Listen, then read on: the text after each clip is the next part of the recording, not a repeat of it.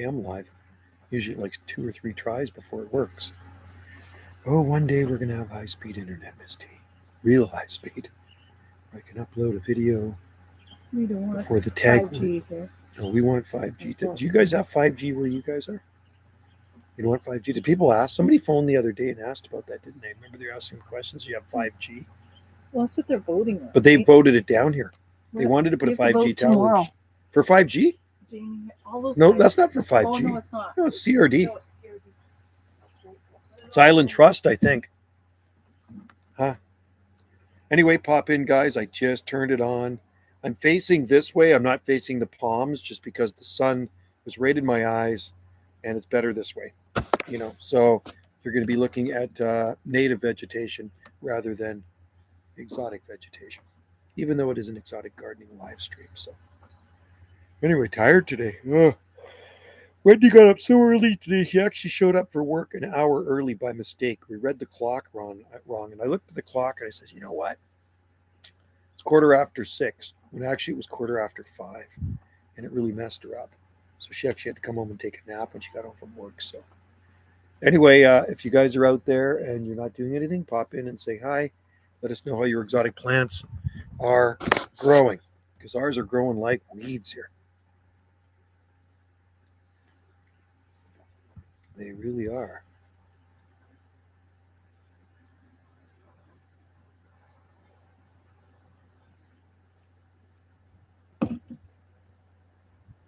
We got a beautiful day here. It's around 24 degrees Celsius, currently in the shade, and 1:55 p.m. Pacific time here on the Gulf Islands. All is quiet. Very, very quiet. Looks like it's pretty quiet out there in live stream land too. I can just sit here and enjoy the birds until somebody leaves a comment. No thanks.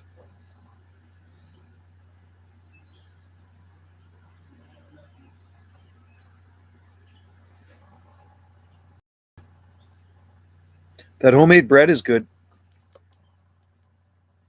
Hey, homemade bread.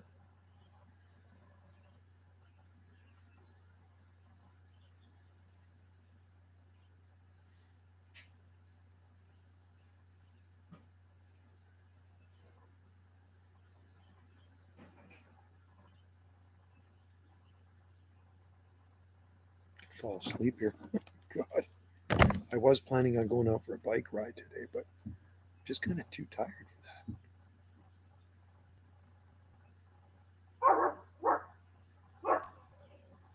that. It's a funny little dog. He barks at turkey vultures and eagles flying over. Kahoo, what are you barking at?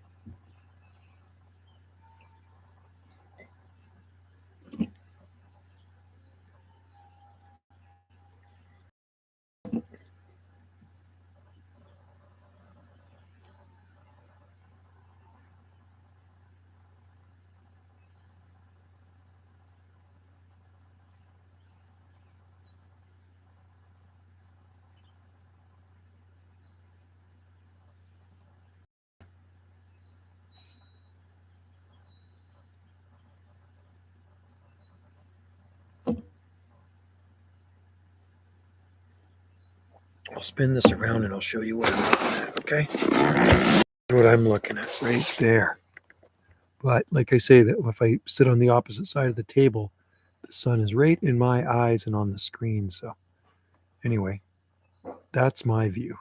You see the inflorescence on that big Trachycarpus palm there. Full bloom, a male, absolutely beautiful.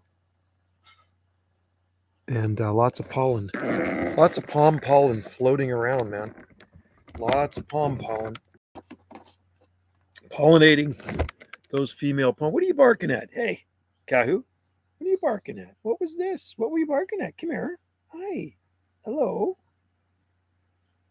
Are you barking at a bird? Hey, buddy. Nice. What's Mum doing? He knows the word mum. Anyway, the tree fern is flushing big time.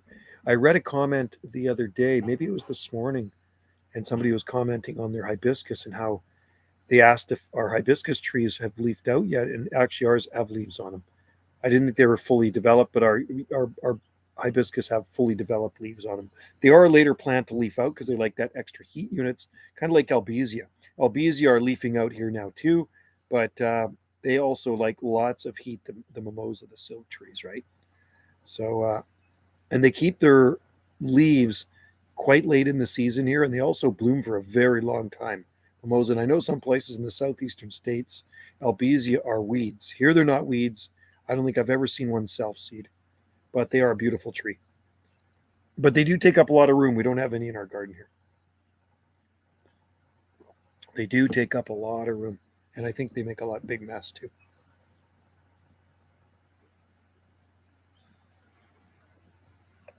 Good day for riding a motorcycle.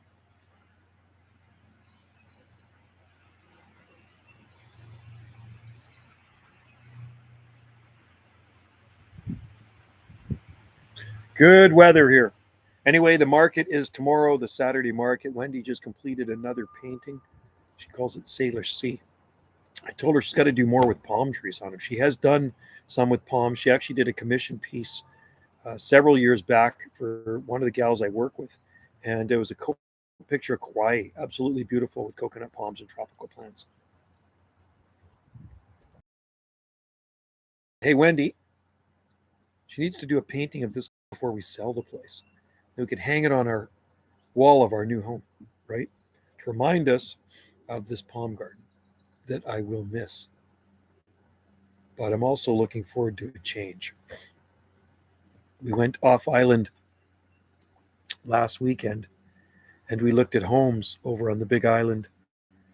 And we went to this neighborhood where there's only some houses that they've built. There's other houses they have to build. It's like a brand spanking new subdivision, brand new homes, really, really nice homes too. And what we're looking for is a smaller yard with no landscape so we can actually landscape it ourselves. And we will be planting lots of palms. We will have a mini jungle if and when this place sells. We will create a mini jungle over there. It'll be like a small version of this. No lawn, just palms. Oh, and exotic plants too. We'll be fatsias. We'll put some bay trees in, fig trees, and mostly evergreen stuff. I know Wendy likes her Japanese maples, but you can only fit so much into a small garden. I'm going to bring some arbutus trees too. I have some started in pots here. Pacific Madrona. I didn't notice any arbutus trees in the neighborhood where we're looking, but I do notice lots of palms around that area, which is a good thing. If you see palms in the area, then you know the climate is decent in the wintertime, especially mature palms, right? So there you go.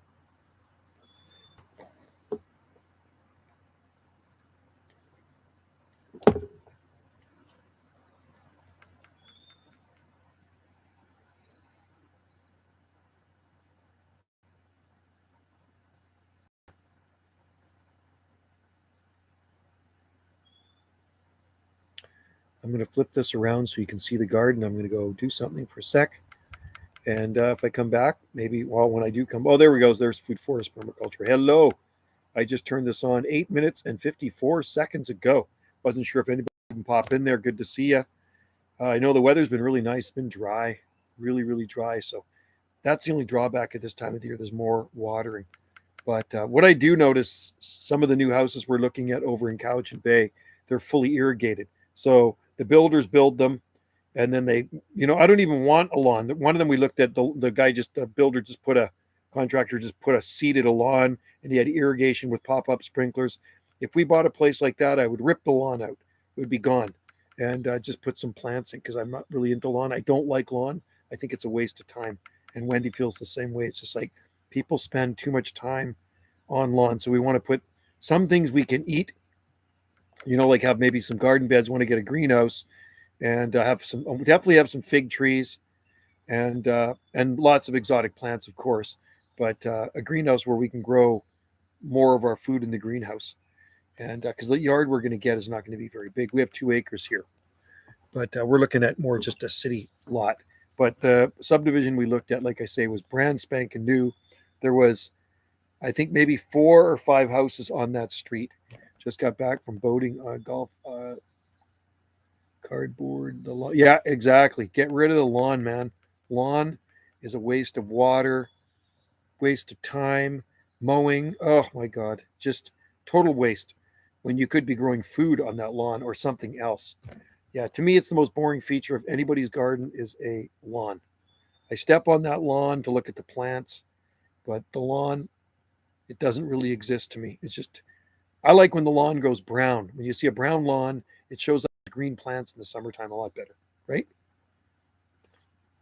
But anyway, that's our plan. Whenever this place sells, we will get hopefully a brand new place, and we can landscape it from scratch, kind of like an artist picking up a blank canvas and starting from scratch. That is the plan. Anyway, we walked around. We parked in the cul-de-sac. It was actually a cul-de-sac in Cowichan Bay, and we walked around the properties. We walked around 3 properties or maybe 4 properties there. They were empty. The houses were vacant. They were just built, brand spanking new. Nobody's lived in them yet, and kind of like daydreaming and envisioning what we would do to this property. And there's lots of things that can be done. We have lots of ideas. We would draw it out first and then work from there. I was on Sydney, Darcy. Oh, cool. Salt Spring, James, Little Darcy for the past week. Oh, nice. And you went to Salt Spring. Cool. Darcy. That's awesome. And Sydney Island. That's cool. So nice to have a boat, eh? Actually, somebody invited me out sailing today, but I didn't really feel like it. I didn't have the time. I had to get this garden watered too. When I was in town, he says, I'm going sailing. Come on along if you want. He says, okay. So he gave me a rain check. So rain check on the sailing. But yeah, the weather's been so nice. We got this high pressure system locked in. Doesn't get any better, right? And the temperature right now is absolutely perfect. I think we're at about 24 degrees Celsius or so. No offers, lots of lookers though, lots of hits on the site. So Wendy's actually got a dashboard and a site she can check out the hits. I think we've had 3,800 views on our house, but it takes the right person to buy this place. And like I say, we're not in a hurry. We are not in a hurry because we love it here. So when it happens, it happens. If it doesn't happen, it doesn't happen. If it takes a month, if it takes 6 months, if it takes a year, that's just the way it is. We don't really care. We're not in a rush. We're not going to stress. So it may happen when you least expect it. You know, the last place I sold, it was on the market 3 months and it sold. And it was subject to sale. I put an offer on this house, subject to sale of my last house. And my last house sold about 3 days before this offer was going to run out. Lots of warships. I see lots of helicopters flying over here. And Wendy and I are trying to figure that out. What is going on? We see helicopters flying over here like daily. And warships too, eh? What are they getting into position? What is North Korea going to attack us? Unbelievable. I just watched a video of Trudeau getting heckled. That made me laugh. Somebody posted on Twitter, because I'm on Twitter, 13 warships in like around Victoria, like U.S. warships or Canadian. Are they like? I mean, do we even have that many in Canada? Lucky number 13. I wonder why they are. I wonder where there's warships out there. Are they training? Or are they getting ready for something we don't know about? I wonder. 3 F-22 Raptors. I wonder if those are the helicopters we're seeing fly over here. It's like we always look up and say, oh, there's another helicopter. Why are they flying with 5 choppers? So bizarre. Is this Canadian stuff? I don't know much about warplanes and boats and stuff like that, but you have videos of them. Really? So is this Canadian military stuff or is it U.S.? Because we're so close to the U.S. I wonder if it's U.S.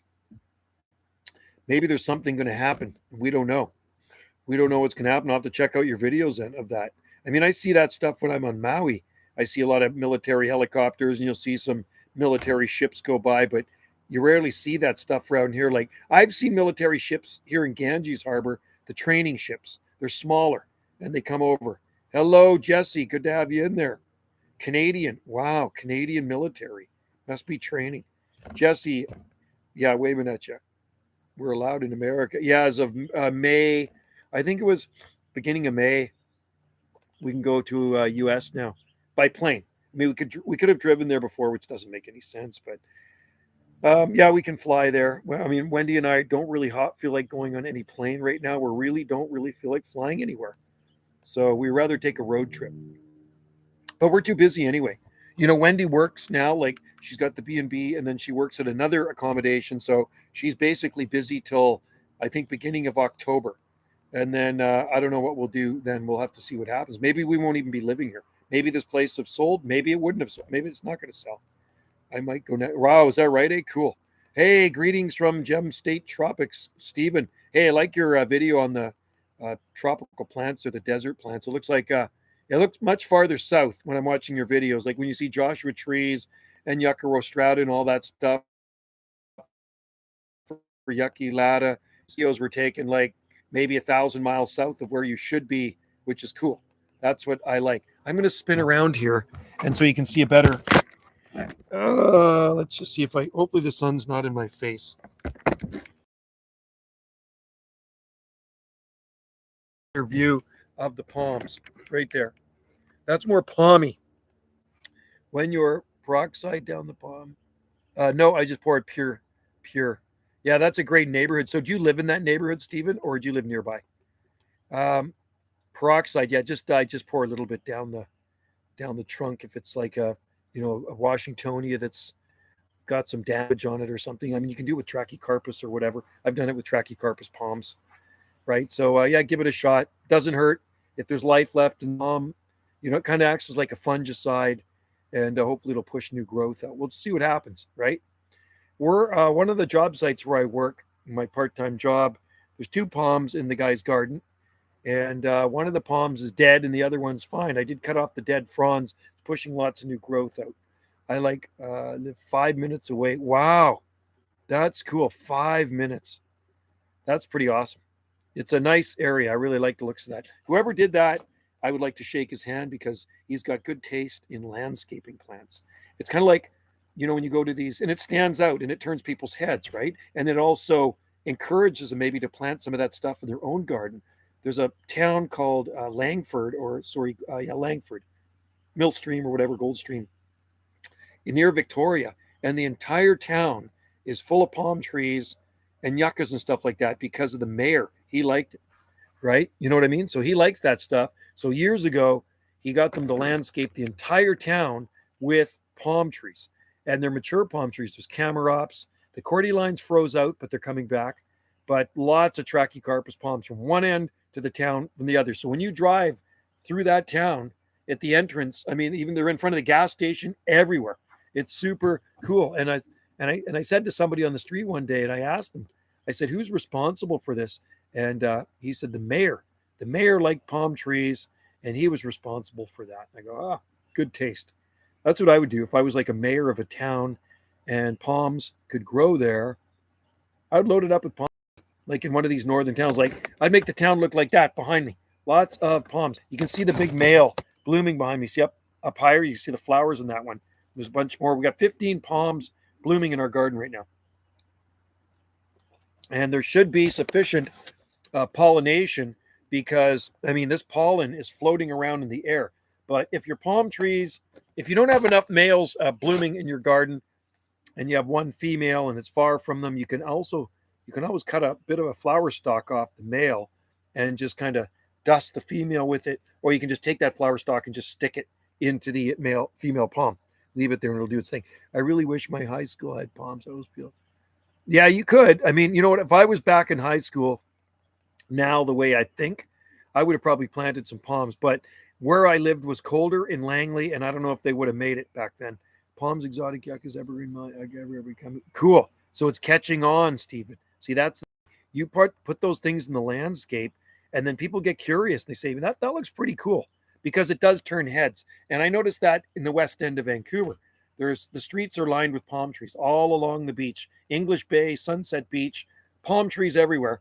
And it's caught on. Like other communities have done that now in Burnaby, Tawasin, about 20-something years ago, the town of Tawasin, right by the ferry terminal. When we get off the ferry, like when we take the ferry across to the mainland, which is a 3-hour boat ride from here, You get off in this little community, seaside community called Sawasan, and you go down this one road and it's lined with palm trees. Seems like every second private garden has palm trees in it. It's like, wow, it is awesome. And I know that's because of Beach Avenue. Definitely because of Beach Avenue.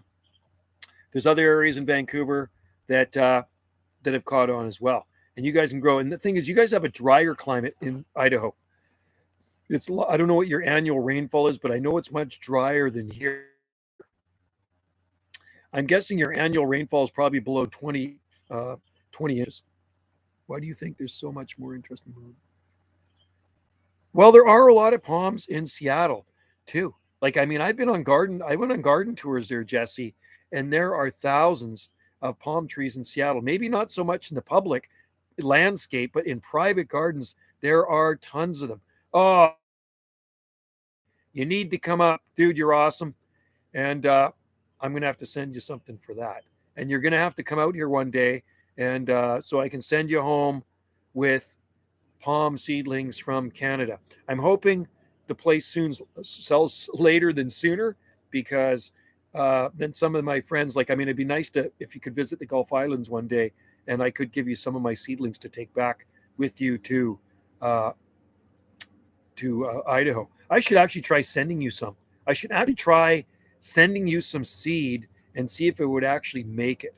It might. You never know. I mean, there's a hope in hell. I think I might have to do that. I could bag some seed up today and send you some of my seed to Idaho. If it makes it, it makes it. If it doesn't, it doesn't. But sometimes it actually does slip through customs. Just went to a place in Napa, Idaho with trachycarpus and camarops in the ground. Wowzers. That's pretty cool. So they're actually planting palms out there now too in people's gardens. I like that. That's cool. That'd be a good video. Camarops. And you know what?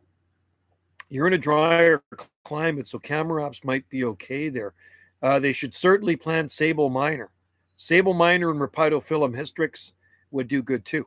But that's what you need. That's what people need to be planting there. Oh, did you take a video? Okay, I'll check it out. I do like your videos. They're very good. And yeah, I think I still have your address because we've messaged on Instagram. So I have your address on Instagram. So when this live stream is done, I will get you some seeds and I will send them to you. I'll go to the post office tomorrow and I will get a postage for it, the package. They protect those bombs, but don't think they need to protect. Wow, that's cool. I think Trachycarpus should do okay there in a sheltered spot, right? You're zone 7. I think there's definitely a lot more palms. Yeah, there's lots of palms in Southwest BC. Yeah, I'll send you some seed, and then you just have to let me know if they make it. Hopefully they make it. You know, I will this is what I put on them: cleaned and washed, indoor use only. And we'll take it from there. Hopefully we got a good customs guy, and it'll just kind of slip. Maybe he's a palm guy. But there are a lot. Yeah, there's definitely so many palm trees in Southwest BC, Jesse, in the public landscape. But there are also palm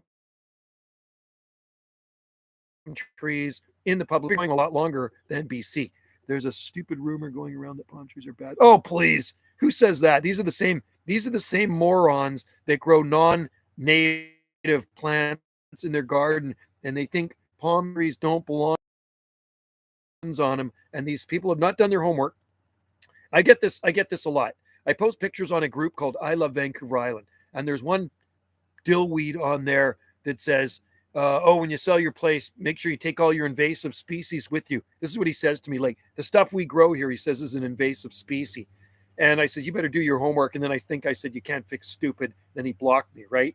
But, these people that say stuff like that have no clue, because they grow most of the plants in their garden are not native to the area. Anything that's not native is an exotic plant. Okay. So lilacs, tomatoes, peppers, I'm talking even vegetables, petunias, the geraniums you're growing, in your garden, camellias, rhododendrons, your Cedrus deodora, all the stuff that people love to grow in their garden are exotic plants imported from other places. Clematis. These are the same people that will grow clematis, but they'll talk down about palm trees. They'll say, oh, palms don't belong here. They belong in California or Hawaii or whatever. It's like, well, listen here, if you do your homework, then there's only one species native to California, and every other plant, most plants, not everyone, but most plants you see there have been introduced from somewhere else, just like we have been introduced from somewhere else. We all came from somewhere else. Maybe not me directly, but personally, but my mom and dad, if you look back in the generations, like my mom and dad, my dad's side of the family came from Italy and my mom was Ukrainian, right? So they came from somewhere else. I'm doing a live stream, so I can't talk on, okay? No talking. Hopefully that's not for me. Anyway, that is a silly rumor, isn't it? Some people are just stupid, Stephen. That's what you got to put. You can't fix stupid, or just do your homework. Sometimes I say things that offends people, but that's life. People get offended by everything nowadays. Anyway, I got a padded envelope. We'll put some seeds in there for you, 100 seeds, and hopefully they will slip through and get into the gem state for you from some nice palms that I grew from seed, right? So these are big palms now. I pulled the seed off and to you, and I really hope they make it because I'd like you to have some Salt Spring Island palm trees. And, like I say, we got 15 palm trees blooming in our garden right now. And I sure hope I can harvest seed before this place sells. I'm sure there will be a tough strip. Oh, they'll be tough. These are tough palms. So Zach in Tennessee, he says he's got some Salt Spring seedlings growing in his garden in Tennessee because I've shipped him seed and he grew some seedlings and I asked him if he protected them. He says no protection. And it can get cold there too. And they're doing fine. They look totally flawless, right? So, I'll give you a bunch and you can experiment. I'll give you lots of seed so you'll have plenty of palm seedlings to experiment with. So some, plant in areas, some you can mulch with leaves, maybe a couple you can leave out in the open and see how they all do. I mean, you can shoot videos of this stuff, right? It's kind of fun. You can experiment with the seedlings once they grow, and baggie method works really well. If you put them in a Ziploc baggie, that's a really quick way to germinate small quantities of Trachycarpus seed. Wendy's got videos on her channel, Gulf Island Rock. It's called the baggie method. If you go to Gulf Island Rock, just search baggie method. Palm seed germination, baggie method, or whatever. It'll come up. I think you know how to do it. Put your growing medium in there. Pro Mix HP, Sunshine Mix 4, and moisten it down. Throw those seeds in there, and just be patient. That's all. Keep it out of full sun. Just keep it warm. Last week we had massive haboob blow in the 60 plus. Whoa, banana! I was some damage other. Is that right, Tree? So you had a good wind come through there, eh? Well, what I find it does to the bananas, and we don't get that here on our bananas, and our bananas look like crap anyway because I didn't water them last year, so they shrunk down to nothing. So they're just coming. But the leaves don't really get ripped up here because we don't get the winds. But I know in some areas, like you go to Victoria, they get a lot more wind. And I'm not saying it's a bad thing, but the leaves kind of more look palmy because it rips them apart, right? It tears the banana leaves and it gives them a different look. It's kind of like when you grow a Trachycarpus palm tree in the shade, they get longer petioles. It gives them a different look. I was able to sprout washies. Okay, cool. Well, you know what? You can do the same, Stephen, with the Trachycarpus seeds too. You can put them in a seed tray. I mean, in the greenhouse, we sow a lot of palms. I did not sow any seed this year in the greenhouse. I do have some that one of the YouTube viewers sent me, harvested in Florida. They're in the baggie method, but because our house is for sale, I don't want to go gung-ho propagating a bunch more stuff in the greenhouse because if somebody does come and buy this place, I have a lot of palm trees. Wendy and I have a lot of palm trees in pots to move out of the nursery, right? And if they want some of the palms with the nursery, they can have some of the palms with the nursery. But what I did today is I actually put some flagging ribbon around the tree fern because that's one plant we're going to take. We're going to take the tree fern. And somebody was asking me today. Well, they asked me when I went to the recycle depot, a friend of mine, Dan the man says, "Hey, Joe, you have to take your tree fern if you're moving." And I says, "I will take it." He says, "How easy is that thing to take?" And it says, basically, you can take a chainsaw and you can cut it off at ground level. Just run the chainsaw through that fern and cut the fronds off of it. Carry it out of there like a freaking log. Well, it's going to be heavy. You're not going to carry it like a log, but you're going to have to use a hand dolly with wheels on it to move it. and you plant it somewhere else and water it, and it will start to root out again because the trunk is roots, right? That's the way it is. The trunk is rooted. Isn't that cool? So as long as you have the top portion of the plant, so if it's got a 6-foot trunk and I cut the trunk in half, the bottom part of the trunk will not grow, but the top part of the trunk with some trunk on it, I could stick in the ground and it will grow. But I don't know if I'm going to be that drastic when the time.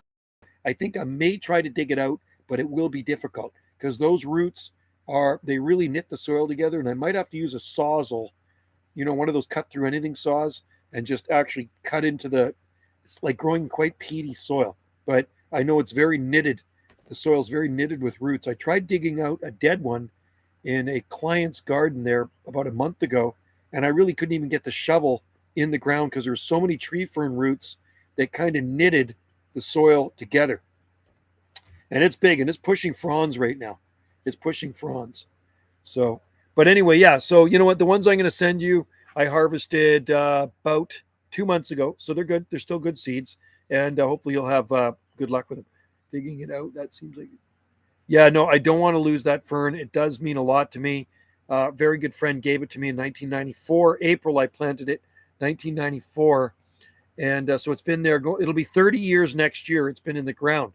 And I would just hate for somebody to neglect it and then it dies, because, I do protect the center of the crown when it gets cold in the wintertime. I do put burlap and bubble plastic in the center crown. I don't protect the fronds. They actually froze off this past winter because it did get cold enough in December. But you should see the flush of fronds. I don't know. I should maybe I could bring this over and try to show you. It's on the other end of the building. So let's unplug that. Let's see what we have. I just unplugged the mouse. I don't know if you'll be able to see it from here. Hopefully it's good enough. The camera on this. Can you see on the corner of the house there, the tree fern? Can you see that? There's the palm, and then you look to the right corner of the building there, and you'll see the fronds sticking up of the fern, right? And then you can see back here. It's pretty crazy jungly. The bald cypress back there is got its leaves on it now too, which is kind of cool. But anyway, it would be a shame, to leave the fern behind, because it's really hard to get ferns that big. Yeah, so I'll have to, I did actually, Stephen? I did a video on Gulf Island Rock this morning for Wendy of the tree fern. So you can actually see the tree fern on Gulf Island Rock. I shot it first thing this morning, and it's got just about 6 feet of trunk on it now. Big, and it's heavy. Oh, on the tree fern. Okay, yeah. So that was on Wendy's video on her channel there. So I put some yellow flagging ribbon around it in case anybody asks any questions. So somebody looking through the property and they say, "Oh, I love this." So that's all. Oh, and when people come to that tree fern, hey, Alec, how's it going?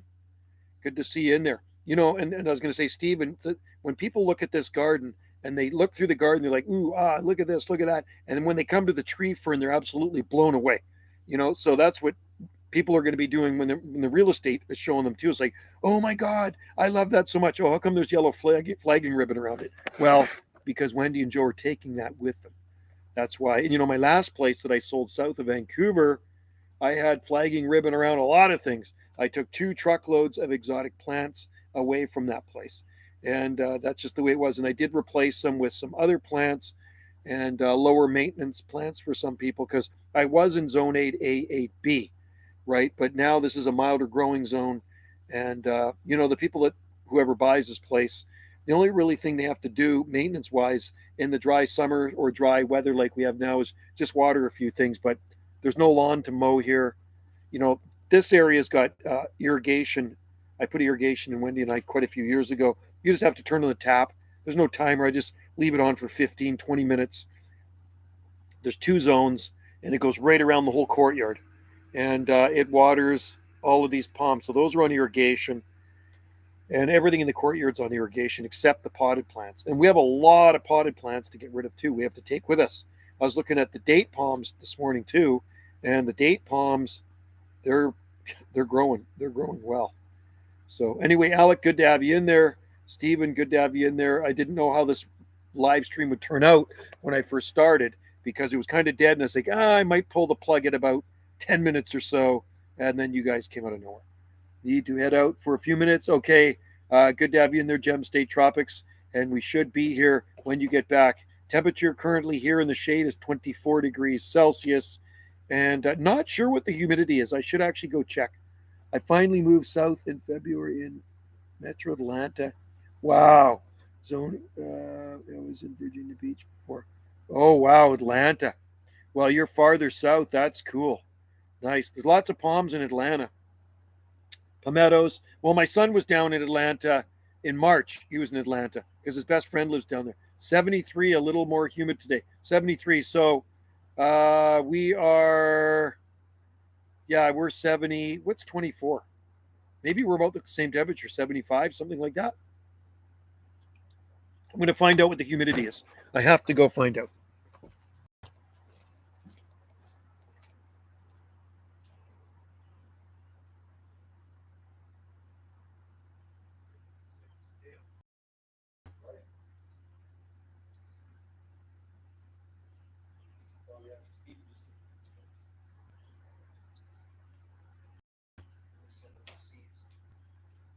Okay. Well, it says humidity is 56%. Doesn't feel it does. It's 56% and 24 degrees Celsius in the shade, which is good for me, good for the palms. And there's a very, very slight ocean breeze here. There's not a cloud in the sky. Very nice out. It's absolutely beautiful. And nice winds out here today, 80 Fahrenheit. Nice. You got to like when there's winds and it's warm. When there's warm winds and not humidity. Okay, that's even better because I know when my son goes down there, it gets pretty humid. Wendy's just putting her B&B on Expedia.ca. She's on Booking.com, but she's going to Expedia as well. Hey, Wendy? Expedia. So we had people here last weekend. We had a guy, and then we have somebody checking in Monday. They're coming in the week, and then we have somebody the week after for 6 days staying here. So, but it's been kind of slow at the B&B this year. I think less people are traveling. That's yeah, people just don't want to travel these days. They probably don't have the money. It's expensive to travel. But you guys get way more bang for your buck when you come to Canada because your dollar is worth way more than the Canadian dollar. It is getting expensive, and the price of food too. Everything has gone up. And thank God I work at a job, my retirement job. And like I've said before, I work there because the grocery discount is unbelievable. I get 30% off everything in the store, and so does Wendy. And anything with a blue tag, we get 40% off. So that's why I work at a large grocery chain. Maintenance behind the scenes. I work mowing lawns for the people that work in the store. The guy that owns the store owns about 18 or 20 homes for these people. So I go to those homes and I look after the gardens. That's what I do. And if some things need to be fixed in the store, I'll pop in there and take apart stuff and fix it. And but mostly outside. It's great. It's a really good 30% on everything and anything with a blue tag. It's called Manager Special for people that work there. It's 40% off. So Wendy looks at a rack. She looks at a nice couple of steaks for $25. Well, two steaks, big steaks. She bought T-bones last week. They were 25 for two big steaks. She got 40% off of that, which is pretty good discount, right? And so I have a card, and she's got a card, the special card. So when you get up to the till, they have a special scanner there for employees, and ding, it makes a noise when you scan the card. And then she proceeds to ring everything in. And then right at the end, it'll show you what you spent and what your discount is. So often our discount, we've saved more than what we spent, which is kind of cool. And the one time we saved $238 and we spent like $150 or something like that. So we saved more than we spent. And often that happens. You save more than you spend. So I don't know, people can afford groceries these days. Young people with families that rent a place or have a mortgage because the mortgage rates are up in the bank. It's got to be tough, man. It's got to be tough.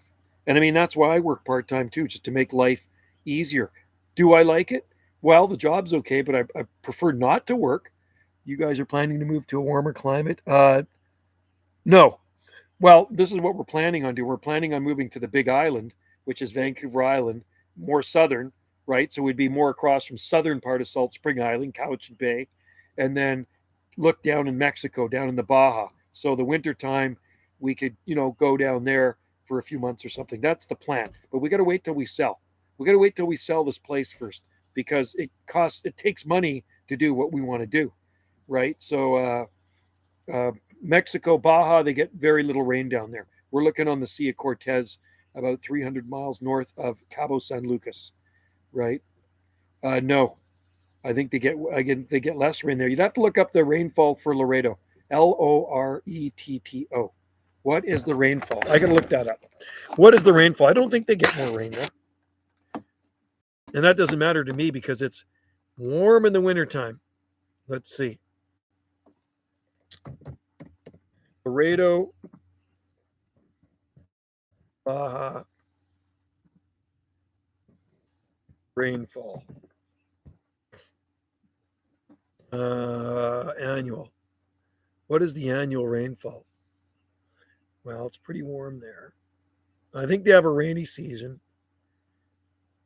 Annual rainfall. It's not telling me that right now. Oh, I spelled Laredo wrong. That's why. I spelled Laredo wrong. It gets so dry here, man, and more rain in Vancouver. Vancouver gets probably just about double the rain we get here on the Gulf Islands because we're in a rain shadow. Do you grow figs on your? Oh yeah, we have lots of figs. There's one right here loaded with figs. There's a big fig tree right beside me. Oh, one of the figs is that big already. I'm looking at it right there. Here, I'll show you. I'll show you the fig. Get up close and personal. Right here. Can you see this? I'm going to point to it. See this right here? Right there. Can you see that fig? There's another one there. Here, I'll move this over a little bit. See that? There's a fig right there. It's a really nice fig tree. And we have about, I think we have about 6 fig trees. There's actually a fig farm down the road from us with lots of fig trees. Lots of fig trees. We grow loquat too. We have a huge loquat tree here too. Big one right there. Yeah, it's all good, Ted. It's very good. I'm not too sure the variety on this one. It might be La Tarula. We have Desert King. We have Cadota. I think we have a black, brown turkey. We got a bunch of different figs. I know you're moving your tree, friend. I'm sure. No, we're not moving to Vancouver. Oh, no. We're not moving to Vancouver. I said Vancouver Island. Hi, Palm Planet. No, we're not going to be anywhere near Vancouver. We're going to be far from Vancouver. We're moving to Cowichan Bay.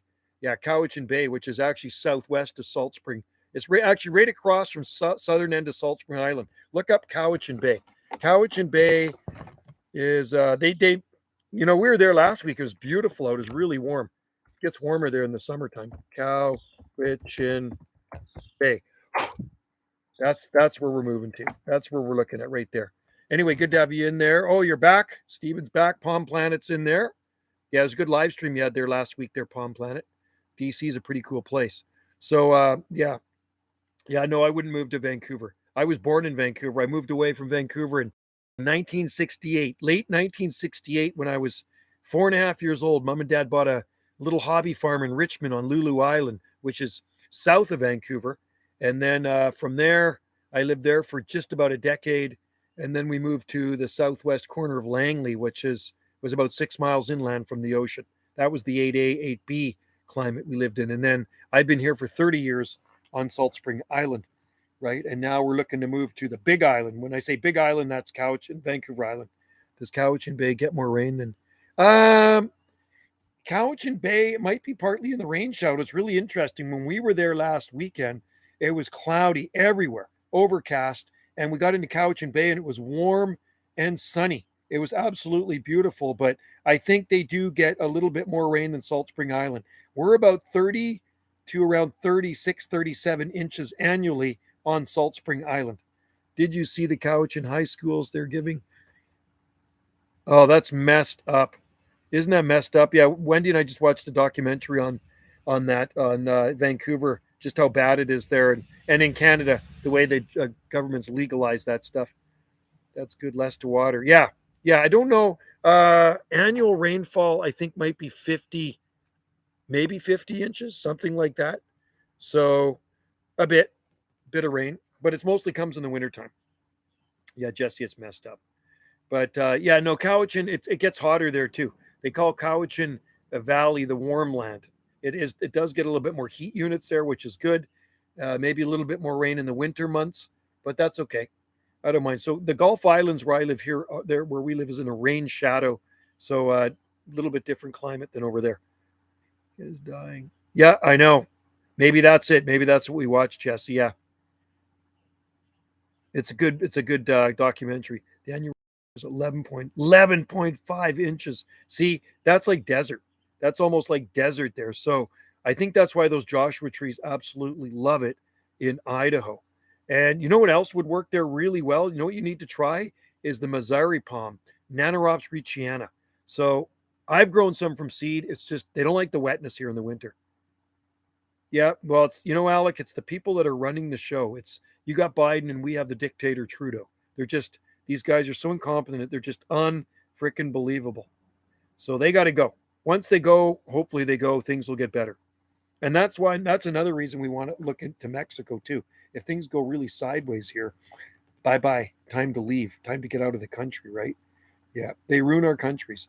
And we pay for these guys. We pay for these guys that are ruining the country. It's terrible. They work for us. That's what I don't get. You know, unbelievable, man. I believe in freedom. You know, Missouri palms are impossible for me to find. But you know what? There was a guy. He used to post pictures of his, and he lived in Pennsylvania. I don't know if it's still there. It was in a pot though. But you can get the seed. I've grown them from seed, Stephen. They're slow growers, but it might work where you are though. My old parents are moving to Costa Rica. Wow. So they're doing the Costa Rica thing. Well, we tried. What's the longest time you've had a phoenix here in Washington on Salt Spring Island? We got some beautiful ones right here in pots. I grew them from seed. They're getting big. The trunks on them are about this big right now. We have about 7 in that pot, 8, 9, 10, 11. We have about 11 Phoenix canariensis. One in the ground. It's the second year in the ground. The longest I've seen them in the ground here without protection, not in my location, but in town along the boardwalk, was about 10 years. 10 years, my buddy Bruce McDonald planted one around 1998, and it lasted till 2008, until December freeze took it out. It was growing right along the public boardwalk, right beside the ocean. And it lasted for that long, just about a decade, until the winter nuked it, unfortunately. And that's what happens.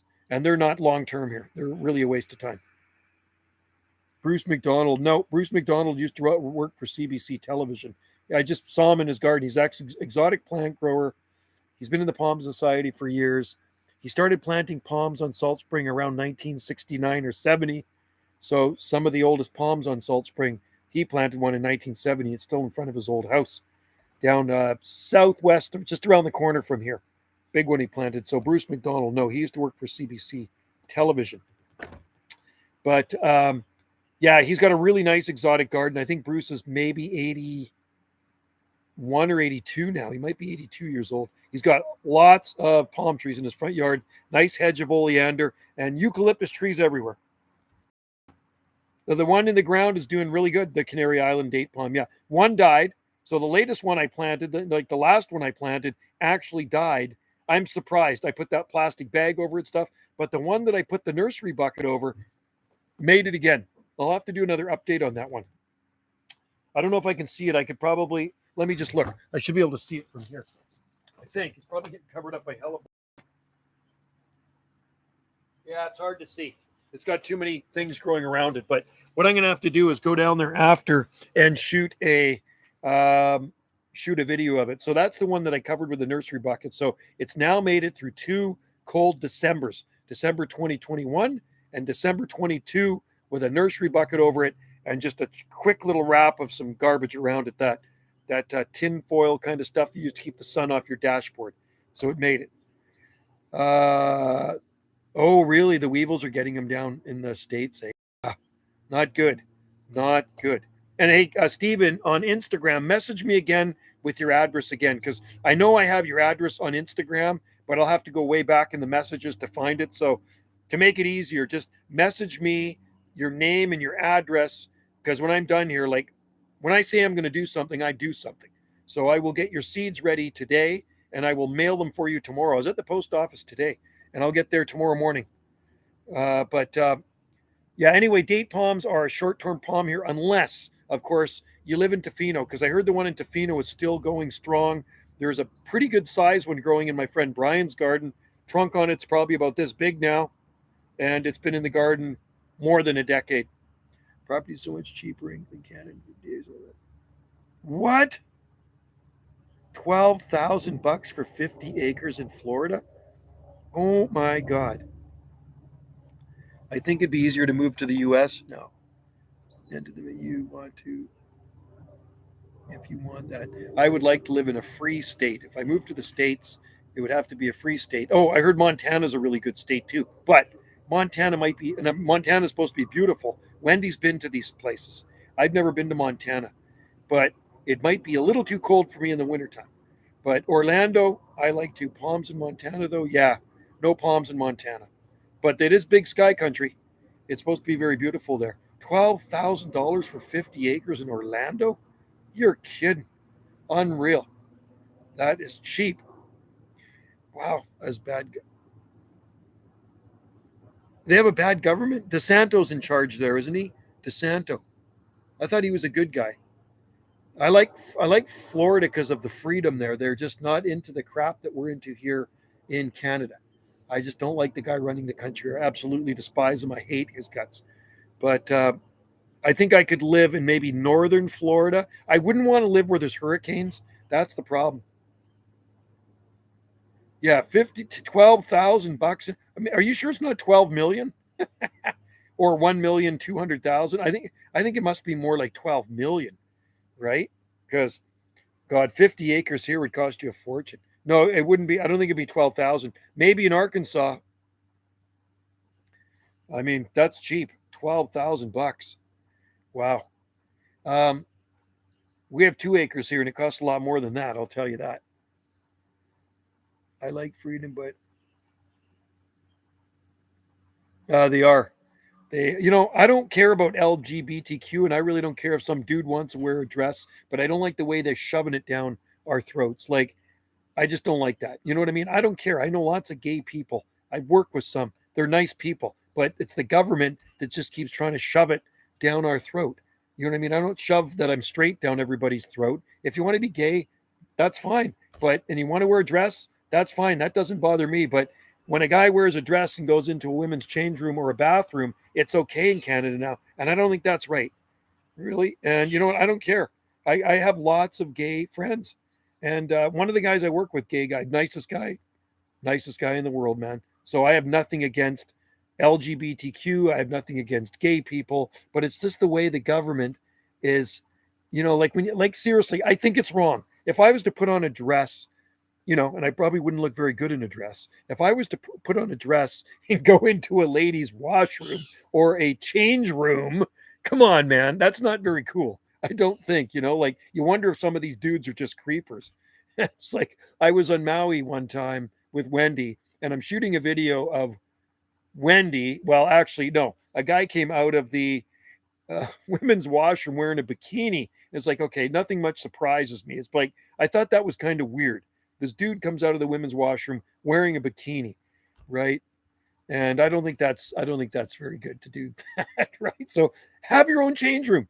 If you're gonna, if you're a dude that wears a dress, maybe have a transgender change room. I think that's the way to do it, or a transgender washroom, because I don't think men would want women going into their change rooms, right? It ain't cool, bro. I don't want. You don't want to see me in a dress. Somebody told me, "Hey Joe, you should put on a dress and walk through town." It's like, not gonna happen. Hey, whatever turns someone's crank. If somebody wants to wear a dress, they can wear a dress. I really don't care. There's a dude that works up at the recycle depot, and he wears a dress. He's out one of the a transgender, and hey, nicest person in the world. But if that's what makes them happy, they're not bothering me. They're not harming me, so I really don't care. You know what? I see 40 acres for 899,000 in Orlando. Yeah, that's more like it. I don't understand transgender and all stuff. Yeah, it doesn't scare me. I mean, because we have lots of them here on Salt Spring Island. Like on Salt Spring Island, we have a huge gay community. Like it is massive, seriously. And we have huge gay pride parades here in Salt Spring Island. I got videos of them. I really don't care. To me, it's just free entertainment. If they're not hurting anybody, you're not killing anybody, you're not hurting any animals, you're not abusing women and children, I really don't care.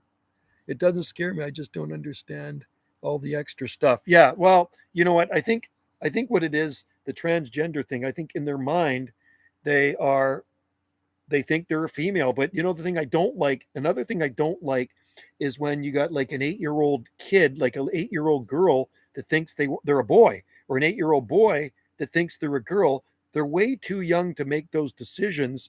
And their parents are saying, well, they can make so if you're an 8-year-old, this is a true story. I know this girl in town, and she and in her class, in her child's class, I think the kid's like 8 or 9 years old, and the kid's on actually hormones. It's a girl that thinks she's a boy, wants to be a boy. So the parents have put this person on hormones, and they're way too young for that, because a lot of girls are tomboys, right? So what happens when that girl reaches of age, like maybe 19 or 20 years old, and they go, oh my God, you know what I mean? I was just going through a phase, and then they've had their breasts removed, they've taken hormones, and it's totally messed them up. So wait till you're of age. When you're 8 years old, you're not old enough to drink, vote, buy cigarettes, and do a lot of things, gamble, so you shouldn't be allowed to make those decisions, right? And yeah, Alec, it is way too young. So wait till you're of age. I don't know what age is. What is age? 19? Something like that. It might be different in the States in here. Yeah, when I was a kid, I wanted an easy bake oven. Yeah, you know what? Hey, easy bake ovens that had a light bulb in it. You could bake cookies with it. That would have been a good thing. I remember easy bake ovens. Jesse, 39,000 acres for 629,000. What? That's cheap. 39 acres. 39,000. Are you sure? 39,000 acres for 629,000. There's a property down the road here from me. It's around 160 acres or so, and it's just about 11 million. Just down the road from me here. Yeah, it's too young, right? That's what I say, Alec. I agree. You know what I mean? So yeah, that's common sense. It'd be like my kids coming up to me, like my daughter coming up to me at 10 years old and say, Dad, Mom, I think I want to be a boy. It's like, no, you don't. Wait till you're of age to make that decision. Come to Florida, Joe. Yeah, Florida. Well, Florida, I could probably handle Florida, but like I say, I don't want to be any place where there's tornadoes or hurricanes, right? Because I know some parts of Florida do get hurricanes, and that's what scares me. Hey, transgender people don't scare me. Hurricanes scare me, and same with tornadoes. Is Mexico that much cheaper than Florida? Yeah, where we're looking in Laredo. So this is where we're looking. I think I spelled. Let me just look at this right here. Hang on, I'm gonna spell it right. Laredo. Oh yeah, it's got two. Oh, it's got one. Okay, so this is where we're looking. You can look it up, and you can look up real estate there. So everything's kind of listed in American dollars when you go to Laredo. So Laredo is on the Sea of Cortez, way down in the Baja, and there is coconut palms there. Central Florida will be the safest Americans, but not so much. Oh, so do they get tornadoes in Florida? Are you kidding? I didn't know they got tornadoes in Florida. Oh my God. I had no idea. I only thought Florida was a hurricane belt, but I didn't think they happened anywhere in the north. Oh, interesting. I know places like Oklahoma, Kansas, and Tennessee and Arkansas and stuff like that, they probably get more tornadoes, right? Alabama.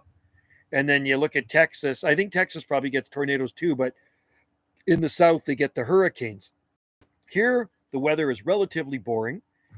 We get a good windstorm every so often. So in December 20th or 21st, 2018, we had the remnants of a typhoon come through here from the central and south, and then central Pacific. And it was unbelievable, the damage. Hey, how about coastal Georgia or the coast? Yeah, I like the Carolinas too. I like those areas too. Coastal Georgia would be nice, like Savannah.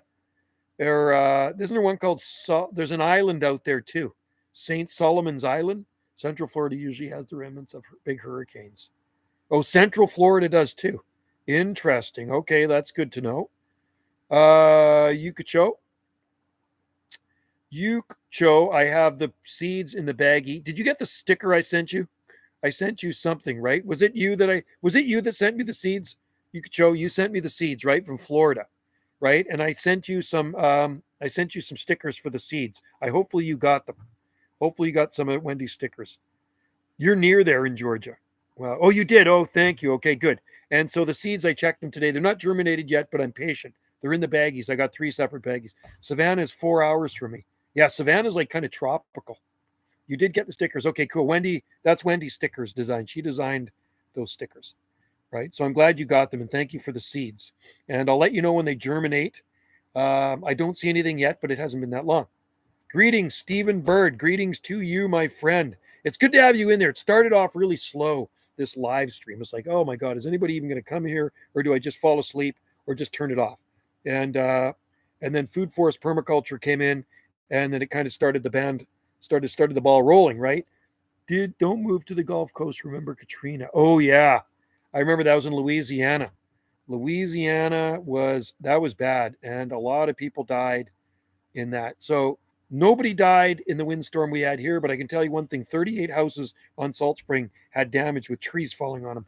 What temperature do you keep the baggies? Room temperature. So right now it's about 24 degrees Celsius in the house, 25 degrees Celsius in the house, something like that. Gulf Coast is bad. Yeah, very bad. Even Texas. Corpus Christi can be bad. Galveston. But yeah, well, you know what? I'll go grab the baggies. Wait here. I'll go grab them. Let's go have a look. See them.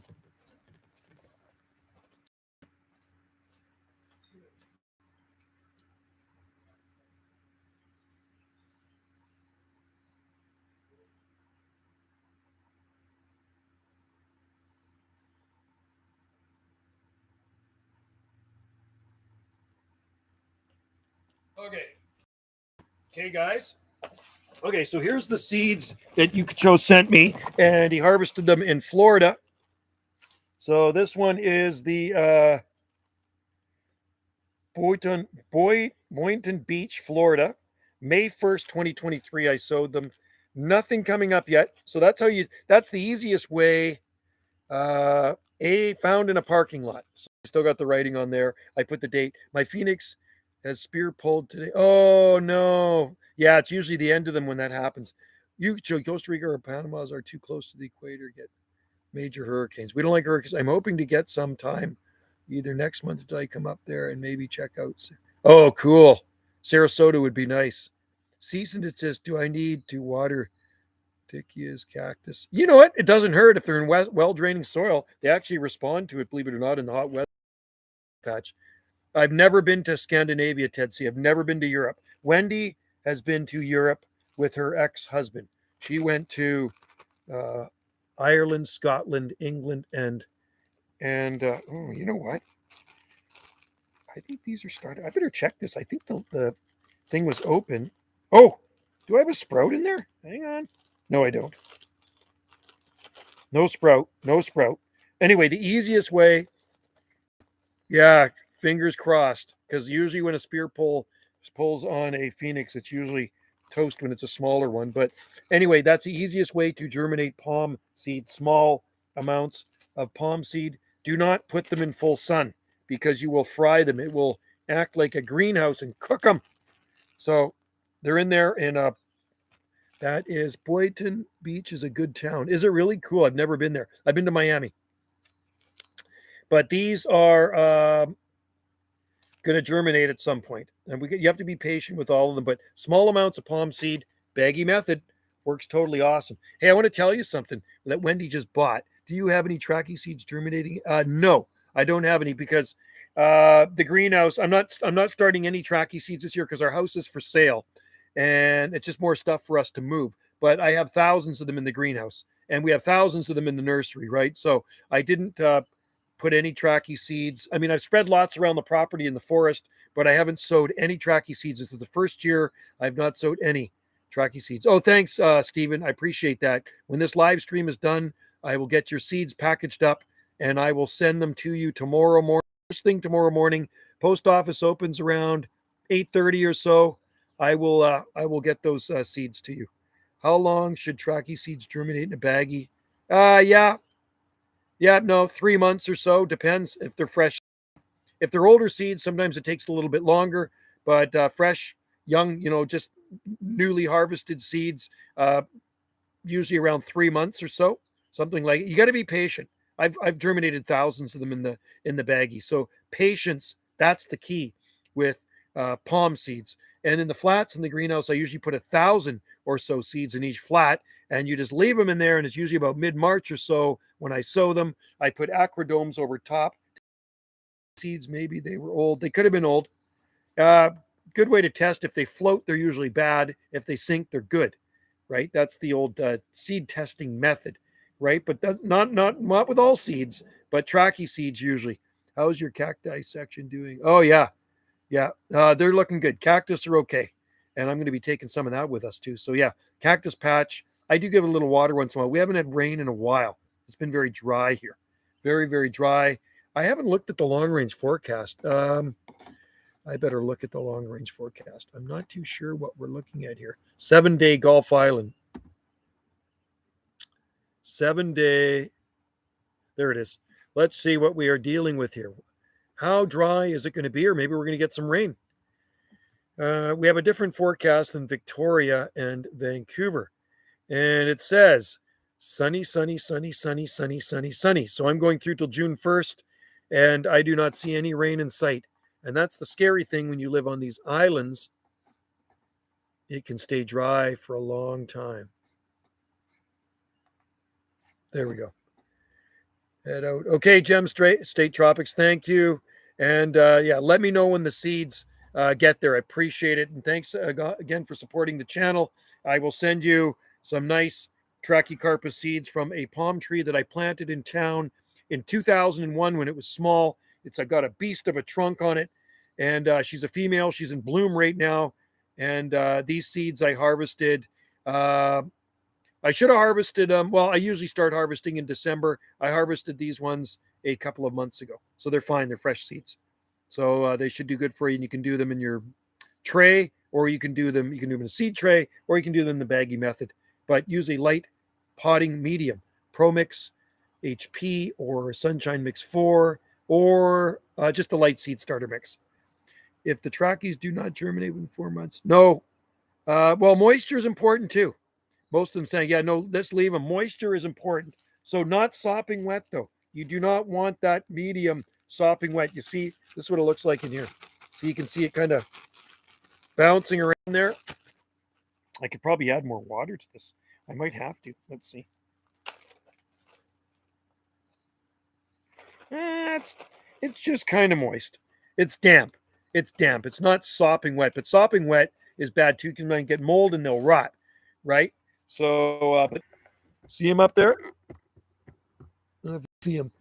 I'm going to try to, I think it's an eagle. There he is. Can you see that? Flying around up there. I don't get my cameras. There's an eagle nest just down the, I use 50% perlite, peat in the bag. That'll work. That'll work too. I think that's an eagle. Bald eagle. Got to watch the dog. They will pick up the doggy. That's an eagle. Beautiful. Anyway, so I'll tell you what Wendy just bought. She bought a metal detector. She ordered it, a really good metal detector. So we're going to start doing some metal detecting. So stay tuned for some metal detecting videos on this channel and Wendy's channel. Now, it's something I've always wanted to do, is go metal detecting. I've used a metal detector before. It wasn't mine. I had to rent it, but we have a metal detector coming. She bought a really good one, and it'll go in water and stuff like that. So first thing I want to do is go into the back of our property around some of those old stumps that the loggers cut down 100 years ago, and maybe they've dropped something. You never know. Maybe there's an axe head. Maybe there's a coin. You never know, right? So drone or RC plane with a live camera. Yeah, cool. Drones, you have to have a permit here, unfortunately. Hey, how slow as you're tracking next to the foundation. Next to the foundation. Are you talking the one that grew 2 feet last year? Or are you talking about the one that I planted 30 years ago? I think the trunk on it's probably about maybe this big. It's pretty slow because it's growing in rock. It looks good. It's got like tons of fronds out on it. I can do a video. The slow one. That's the one growing, yeah, right next to the water tap in the foundation. Oh yeah, small drones don't need to have a permit, but bigger drones, you have to have some sort of permit or you have to take a stupid course for it. Once in a while, once in a blue moon, I see a drone fly over here and it goes probably to the ocean to shoot a video or something. Or maybe he's checking out the palm garden, whoever it is. There's no neighbors around here, so I don't know where it's coming from. I guess they can go a long way. I guess you program them, but there's nobody around here. It's dead. There's no people beside us or in front of us, right? So who knows where it's coming from? Maybe over the ridge somewhere. But the real estate guy, the listing of this house, they did a drone footage, so you can see the drone footage of our house and our garden and stuff like that. It's kind of cool. She was here for a long time doing drone footage of our property. Have you seen any more Bigfoots? No more Bigfoots. No, we only saw that one, whatever it was. We don't know if it was a Bigfoot, but we saw something that day in August 2013. Right? RC planes are really fun too. Yeah, they're cool. I used to have a plane on a string, and it was a Cox Baby B049 engine in it. And you go around in a circle when you're a kid. It was gas powered, but I didn't have a remote control plane. I had remote control 4x4s. But no more Bigfoots. And I've seen things in the forest that I sometimes can't explain, where, trees are kind of broken off and then woven in and out from each other. And it's like impossible for a person to do. Princeps. We have little princeps, Tom, little ones in the ground, little seedlings that I planted beside the jubea. The jubea is no longer with us. It's pushing up the daisies or the jubeas. The stump is still there. It was a little stump. But quite a few years ago, or several years ago, I planted seed, princeps seed that was not germinating in the baggie. Somebody said, if you throw that stuff outside, it'll germinate. Well, stupid me, I threw it beside the jubea. Well, guess what? It came up, and there's little seedlings. They're probably about this big. So they're just small. Add a plane with the string, and that's the one I had. Yeah. I had two of them. I had the Red Baron, and then my dad and I made one out of balsa wood and painted it camouflage, and I'll never forget. So the first day I took it out, it kind of broke loose from the string and it crashed into the ground and broke up into pieces. We spent all this time making. It was beautiful. Beautiful plane. Noise, you get dizzy going around in circles with those things, but they were fun, right? A lot of people used to fly those planes on strings. Yeah, it was a Cox engine, baby B049. That's what it was, nitro engine. Isn't that neat? Yeah, that little gas tank attached to the engine. So anyway, the metal detector is going to be exciting. I don't know when it's going to be here. Wendy ordered it last week. And stay tuned for a metal detecting video. And like I say, the first thing I want to do is go into the back of the property because we have some really old Baby B049. It was called a Baby B049 engine. Cox, C-O-X. Cox Baby B049. C-O-X. C-O-X.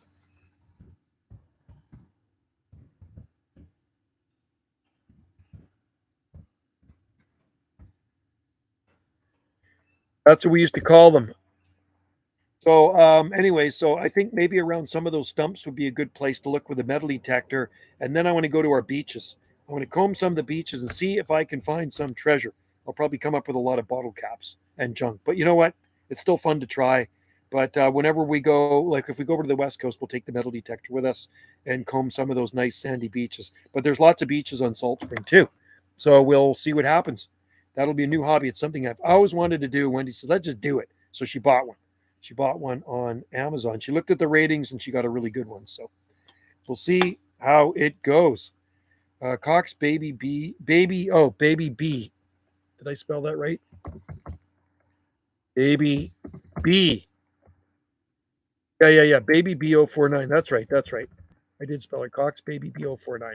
So Google that. See what comes up. That was back in the 1970s. 1970s, That was the thing to have, is one of those little airplanes, and it had 2 strings on it, and you had a plastic controller, and the strings would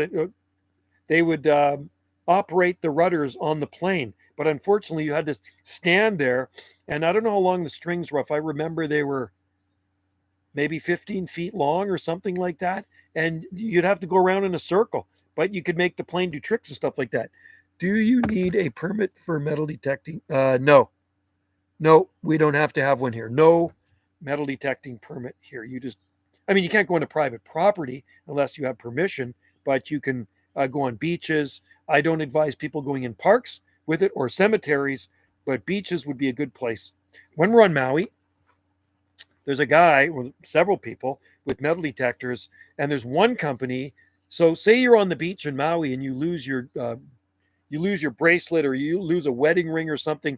You hire this company, and they show up with their metal detectors. They got metal detector company written on the side of their beautiful truck, and that you pay them, and they'll search for your lost jewelry. It's actually a business on Maui, but you can go to beaches, and maybe a farmer's field if he lets you, but private property without permission is probably not a good idea. And sports fields, not a good idea. We had one guy, he used to come to the park and the sports field and be digging holes in the soccer fields.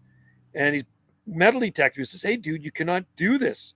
And wherever he dug up the grass, it would die because it was getting close to summer. We'd put irrigation on it, but then we cut the irrigation off, and that was the first place to die, where he dug the plugs out. He'd put them back, but he did that in one of our parks, 10 or 12 areas of the park, and really freaking annoying to find quarters and dimes and destroying our parks. So we actually had to kick him out of there too, right? So anyway, that's the way it goes. So stay tuned for metal detecting videos, either on Gulf Island Rock. Check out Wendy's channel, right? I'll give you Wendy's channel again, Gulf Island Rock. That's my wife's channel. Or this channel. My other YouTube channel is radio stuff, and most of you guys aren't into radio stuff, so I'll post some of them here, but a lot of them will probably be on Wendy's Gulf Island Rock. We'll call it metal detecting or treasure hunting with a metal detector. And maybe we'll find some pretty cool stuff. You never know what's lurking out there, because like Salt Spring Island, the first settlers came in the 1800s, 1850s, and this place was logged back then, and it was logged again. But maybe when they were cutting a tree down with the saw, maybe some coins fell out of their pocket. You never know. So that's what I'm thinking around some of those big old stumps with the springboard holes. Maybe, just maybe, we had it lucky. Maybe some coins fell out of their pocket, or a coin, and I can find some old coins around those stumps. I was watching one lady metal detect, or a guy metal detect in Scotland, and he's finding these old stuff from 700-year-old coins, man. It's like, wow, it's pretty awesome. So there you go. Anyway, just another hobby we have. And when we're on the mainland, I mean, not on the mainland, on the Big Island, we will do more metal detecting, because I will not have to work anywhere, right? So it's fun. I forget the name of the metal detector. It's not a Garrett. It's, hey, Wendy. She's not answering. She's looking up to expedia.ca. Anyway, I'm not too sure the name. I'll get it next time for you. But it's a good metal detector. Wendy. She's not listening to me. Anyway, maybe I'll go. What motorcycle will you get if you move? No, I have my Harley. I'm not going to get any other motorcycle unless I decide to get a bigger one. If I get a bigger Harley, maybe a Dyna or something like that. But I'll always keep my Harley until I decide to get a bigger Harley. If Wendy wants me to double her around again, I'm going to need one with a nice cushy seat on the back. So I would get a bigger. We did go to the Harley shop about a month ago, and we were looking at motorcycles. So I would get a bigger one where I can double easier on, because my Harley is a single seater, and I do put a little seat on the back for her, but it's not very comfy. So, but my Harley I've had for quite a few years. I've had that one for about 15 years, over 15 years. It is a 2001. I bought it from a friend when it had very low kilometers on it. It's only got about 28,000 K on it. It's a really nice customized bike. But yeah, we'll see what happens. But we have to sell this place first. I ain't going to be buying anything until this place sells. So if you know anybody that wants to buy a house, an exotic garden on the Southern Gulf Islands, 2 acres of beautiful property, very private here, extremely private. There's nobody across the street, walking distance to the ocean. We're right across the street from the ocean. Just go out the driveway and there's a nature trail. Bottom of our third driveway, we have very big frontage here. It's 300, I think it's 330 feet. I consider building a chopper, bobber. Oh, cool. No, I've never driven a hardtail. Oh, just a minute.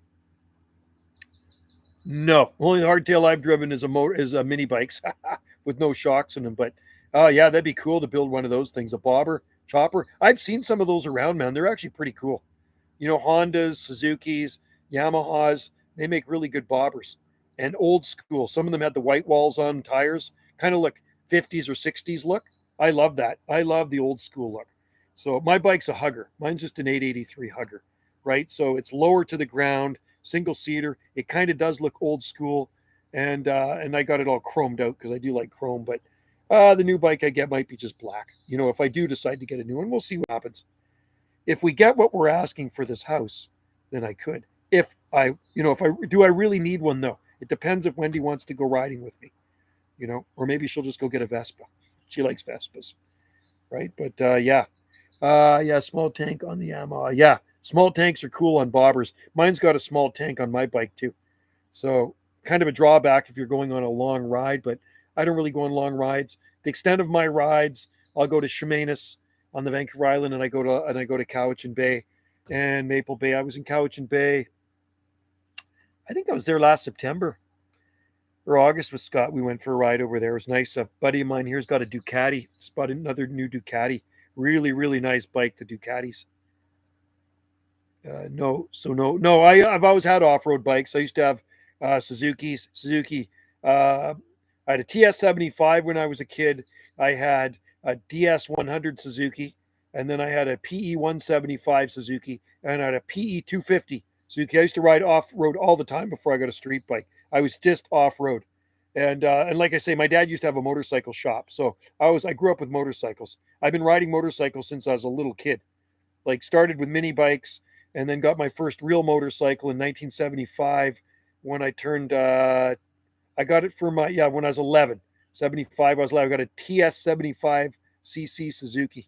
And matter of fact, that bike is still sitting at mom and dad's place, which my sister took over, and I never speak to her again in my life. So I'll probably never get that bike back. But it was in mint shape. Bought it brand new at Modern Motorcycling in on Commercial Drive, 1975. It was a beautiful bike. Beautiful. It's a 2-stroke, 4-speed, 1 down, 3 up, TS75 Suzuki, and street legal too. It was an enduro bike. Really nice bike. Orange. Yep. 1975 we bought that one. So 48 years ago. Then in 77 I got a new DS100. And then I bought a new 1979. April 79. I bought a brand new PE 175 when I was 15. And then in 1984, I bought a brand new PE 250. And I sold them before I moved over. I should have kept them, man. The 250, the PE 250 175 were just awesome bikes, man. Just really awesome bikes. Kicking myself for selling them. I love off-roading. We used to go up into the mountains when we were younger, and we put them in the back of our truck, head up into the mountains, and ride all day up on the mountain logging roads. My buddy had a PE 175, and then brought another buddy up. He had a, what did he have? He had a Yamaha. I think it was a Yamaha. PE 175 is Suzuki. No, PE 175. PE is pure enduro. Suzuki, Kawasaki is something else. Yeah, look up PE 175. 1979 PE 175. It had full shocks on it. He had, and the last time I got them was a PE 250, and mine didn't have the full floater, but my buddy on his 175, he had the monoshock full floater. So PE stands for pure enduro, and it is Suzuki, not Kawasaki. Yeah. Wonder if they still make PEs. I think the biggest one was a PE 400, PE 250 Suzuki for sale. Wonder how much they're selling for. They're still selling them, but I don't know if they still make. I don't know if they. Oh, they're nice bikes, man. There's my bike right there. They looked like a motocross bike. Google images of a PE 250. Dual Suzuki's are good bikes, really good bikes. Um, I like the dual sport because you can go on and off road with them. It's more practical. It's like that's the thing with my Harley.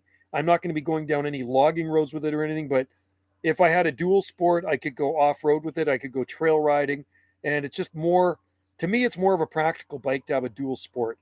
And what is your size of your Suzuki? Is it a big one? Suzuki make amazing bikes.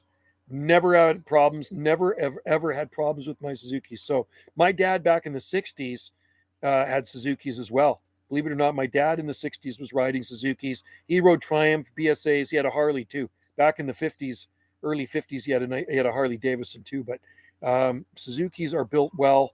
They make good quads too. My buddy's got a quad. He's got a 500cc Suzuki quad, right? And yeah, they're nice and light. You can maneuver them. So, what size is your Suzuki cease and desist? Is it a big one or is it a smaller one? What's the CC on it?